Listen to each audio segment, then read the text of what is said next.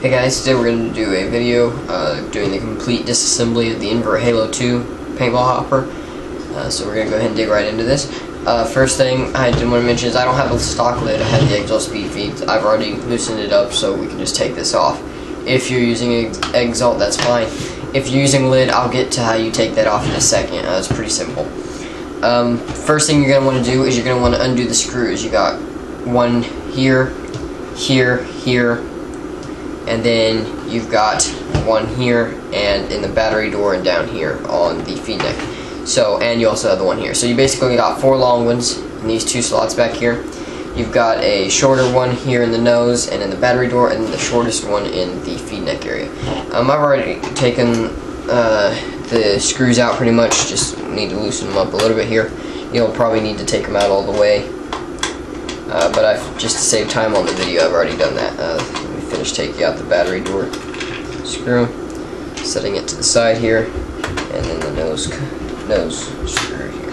Okay, so the next thing you want to do is pull your battery door off, and you can go ahead and set that to the side, take out your foam piece here, and the batteries, and go ahead and disconnect the batteries from the battery wires. And we're going to go ahead and set the parts down here, kind of out of the way.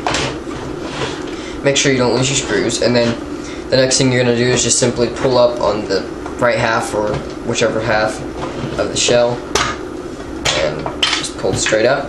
Now what you'll see here is you got the screws hanging out. If you want to go ahead and just set the body down to the side, you won't have any problem with losing any of the screws except for possibly this little one right here in the feed neck. So I'm going to go ahead and take that one out for now and set that with my other screw here. And the rest of them we're going to go ahead and set to the side here. Okay, now the next thing you're going to want to pull out is just the whole entire lid assembly right here that would normally be here. Just pull that out and make sure to get the spring that would be in here, and then pull out the pin and such. But I don't have any need for that. So with the Exalt speed feed, so that's how you take out the lid. Then the next thing is you're going to take out all the internals. Simply grab a hold of the blue lid or blue tray system here, pull up on it, and then grab by the board and kind of wiggle it free. It might be in there a little bit tough, or might come out really fast. Either way, so just pull that out like this, and then you've got a back plate went flying here. Back plate, then you got the board assembly here, and then you have just the bottom half of the shell. Now one thing I wanted to know, and it's not here, is there's a bolt that goes right here. It's actually right here, if I can get it. This nut goes right here in this little groove right there to hold the battery door in place. So you want to make sure you don't lose that. It'll probably come out. So I'm going to go ahead and take it out and set it by the battery door screw. So we can set the shell, again, this shell to the side, nothing else to it. And then we're down to the internals here. Like I said, we have the back plate, which comes off. And then we're going to go ahead and unplug the battery wires from the board by simply just pulling it straight off. Then we have our board. Then we have our assembly, motor assembly, and all that right here. The next thing we're going to go ahead and do is we're going to go ahead and take out the drive cone here. So that's just a Phillips head screw right there. So you're just going to want to put your thumb on the tray itself so it doesn't spin and loosen this screw. And just take it completely out. And a lot of times you can tell if you get your screws mixed up, the internal ones have bigger threads on them, or wider threads than the body screws, so it's pretty easy to tell. Now the next thing you're going to do before you can take out this is take out your freeway anti-jam. Just simply lift that up and out. Set that to the side here, and then you can pull out your cone, the drive cone right there. A lot simpler than the older Halos with the springs and everything. They definitely made it a lot simpler than those. Okay, the next thing you're going to want to do is you're going to want to undo these screws on the bottom of the tray. And these 3 screws hold in to where the belt assembly and motor are. So go ahead and take these out. I'm going to take them completely out, just for fact. And also you'll notice that this actually is taped together here on the 2 sides with some electrical tape.